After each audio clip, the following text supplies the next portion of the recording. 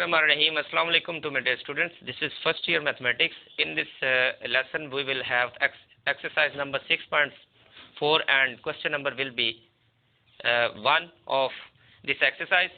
1 में क्या है कि इसमें हमने क्या करना है, सम निकालना है. Find the sum of all the integral multiples of 3 between 4 and 97.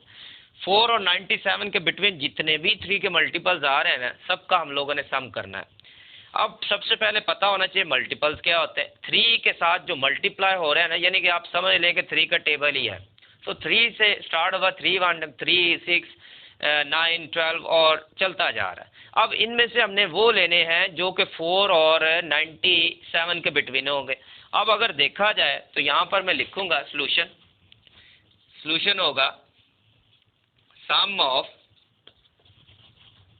Integrals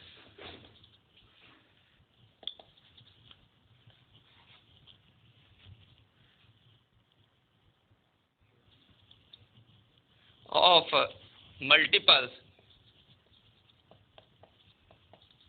between 4 and 97 are.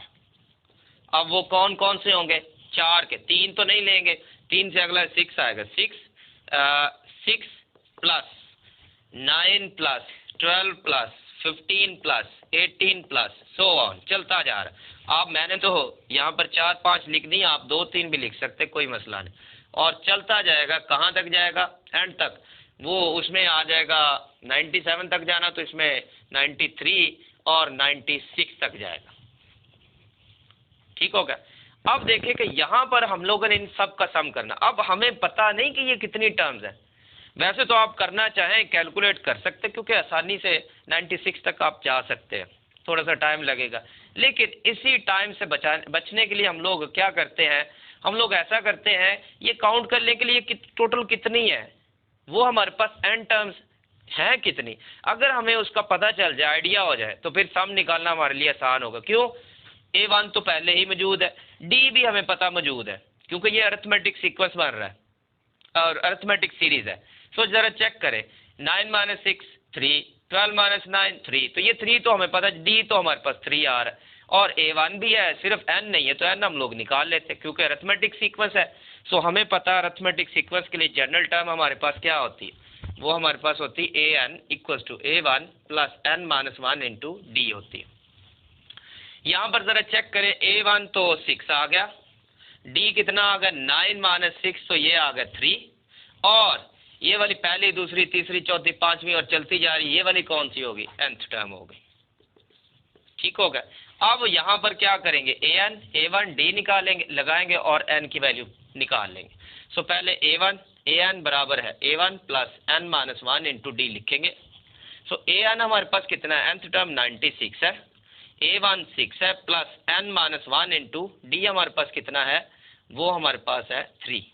सो 6 को इधर लेकर आएंगे तो ये हो जाएगा नेगेटिव का, n - 1 × 3 आ गया. सो 96 में से 6 निकाले तो ये कितना आ गया? 90, n - 1 × 3 आ गया.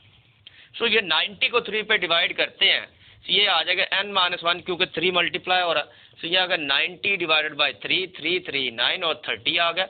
n - 1 = 30 आ गया. सो 1 को उधर ले जाएंगे तो ये हमारे पास शिफ्ट करने के बाद पॉजिटिव को होगा. सो n हमारे पास कितना आ गया? 31 आ गया. अब हमारे पास देखो n की भी वैल्यू आ गई है. अब यहाँ पर हम लोग सम को निकाल सकते हैं बआसानी. हम लोग फार्मूला लिखते हैं, Sn = n/2 2A1 + n - 1 × D है.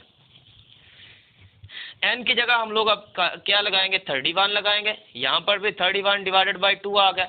2A1 हमारे पास कितना आ गया? A1 हमारे पास 6 है, प्लस n हमारे पास 31 - 1 × D हमारे पास कितना है जी? D हमारे पास है 3 है. ले जी, ये मैंने वैल्यूज को लगा दिया यहाँ पर, जो इनकी थी इनकी जगह वहाँ पर मैंने वैल्यूज को लगा दिया. अब हम लोग इसको थोड़ा सा सॉल्व कर लेते हैं. ले जी, ये 31 ओवर में 2 तो ऐसे ही लिख देंगे, 2 6 बार 12 बन गया, जमा 31 - 1 तो 30 बन गया, 30 ज़रब 3 है. ठीक होगा. तो मज़ीद इसको कैलकुलेट करेंगे, 31 ओवर में 2 है, ये 12 जमा 30 को 3 से किया तो 90 बन जाएगा. ठीक हो गया. सो ये 31 डिवाइडेड बाई 2 इंटू 90 प्लस 12, तो ये बन जाएगा 102।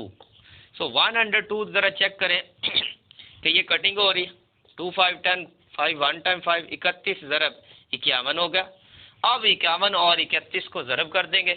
सो ये 51 और 31 को ज़रब करेंगे तो ये हमारे पास कितना आ जाएगा, ये आ जाएगा 31 को 1 से किया तो 31 का 1 लग गया, 3 आ गया। 31 को 5 से करेंगे तो ये हमारे पास 155 आ गया।